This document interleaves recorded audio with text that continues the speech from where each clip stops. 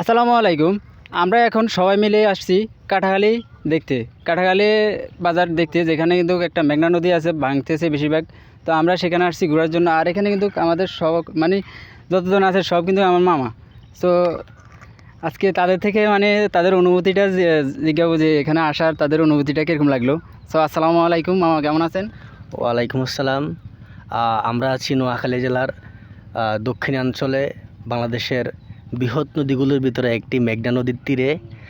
আমাদের এই নোয়াখালী জেলাতে এই মেঘনা নদীটা বিগত সময়ে মানে ভাঙতে ভাঙতে প্রায় 15-20 কিলোমিটার ভেঙে গেছে, যার কারণে মানুষগুলো অসহায় হয়ে যাচ্ছে। ঘর বাড়ি নিয়ে তারা চিন্তায় পড়ে যাচ্ছে কি করবে। বিগত সরকারের সময় আমরা আপনার এখান থেকে আমরা সরকারের কাছ থেকে কিছু পাই নাই। আমরা কি আপনার এই সরকার আমাদেরকে মূল্যায়ন করে নাই, আমাদের নদীতে কোনো কাজ করে নাই। সরকার বড় বড় মেগা প্রজেক্ট যেগুলো আছে সেগুলো ধরছে, কিন্তু আমাদের এই যে নদী, দেশের সবচাইতে ধনী জেলা বর্তমানে নোয়াখালী জেলা এভাবে নদী গর্ভে বিলীন হয়ে যাচ্ছে।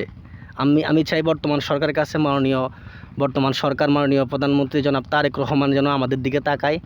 আমরা চাই আমাদের এই নদী ভাঙন কাজটা রোধ হোক, আমরা যেন ভূমিহীনরা শান্তিভাবে নোয়াখালী দক্ষিণাঞ্চলে বসবাস করতে পারি, এটাই আমার চাওয়া বর্তমান সরকারের কাছে। অসংখ্য অসংখ্য ধন্যবাদ আপনার বক্তব্যের জন্য। আমরা আরেকজন কাছে যাচ্ছি, সেটাও আমার মামা নূর হোসেন। কিছু বলেন। আসসালামু আলাইকুম রহমতুল্লাহ। আমরা আছি নোয়াখালী জেলার একেবারে দক্ষিণাঞ্চল উপজেলাটি সুবর্ণচর, যেটা প্রায় নদীতে ভাঙতে ভাঙতে এখন প্রায় শেষ পর্যায়ে। তো আমরা বিগত সরকারের আমল এ নিয়ে কোনো মাথা ব্যথা তাদের ছিল না। বর্তমান সরকার তেমন আছে কি না আমার সন্দেহ জাগে। এখন দেখলাম গতকালকে আমাদের এমপি মহোদয় মোহাম্মদ আলহাজ শাহজাহান সাহেব আসছেন, উনি কি অস্থায়ীভাবে কিছু জিও ব্যাগ দিয়েছেন। তো দেখি আমরা এটা কতদিন যাই, আমাদের মনে হচ্ছে না নদী যেভাবে ভাঙতেছে এ ব্যাগ দিয়ে কিছু হবে। তারপরও আমরা আশাবাদী, যদি আল্লাহ আমাদের রক্ষা করে এই আর কি। আমরা সবাই মিলে আসছি, আজকে জুমার নামাজ পড়ে আসছি সাইকেল করে, মোটামুটি ভালো লাগলো। সুন্দর একটা অনুভূতি, সুন্দর একটা সময় ছিল। তো ধন্যবাদ সবাইকে, সবাই অনুভূতি একসাথে শেয়ার করার জন্য। আচ্ছা যাক, এখন তৃতীয় বক্তব্য কে রাখবেন আমাদের মাঝে?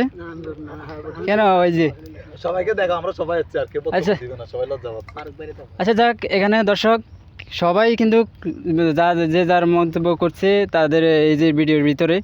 তো ভালো লাগলো তাদের এক একটা মন্তব্য। তো আপনাদের মন্তব্য কি সেটা অবশ্যই কমেন্টে জানান। আর আমাদের নোয়াখালী জেলাটা নিয়ে অবশ্যই একটু আমাদের সরকার ভাবা দরকার। আমাদের যদি নোয়াখালী জেলার যদি এই অংশটা যদি আস্তে আস্তে ধীরে ধীরে চলে যাইতে থাক। এই যে এটা হচ্ছে একটা বাড়ি, দেখেন এই যে এটা হচ্ছে যে মেন বাড়ি, এই বাড়িটা শেষ। তো সাইডে হচ্ছে দেখতে পাচ্ছেন নদী।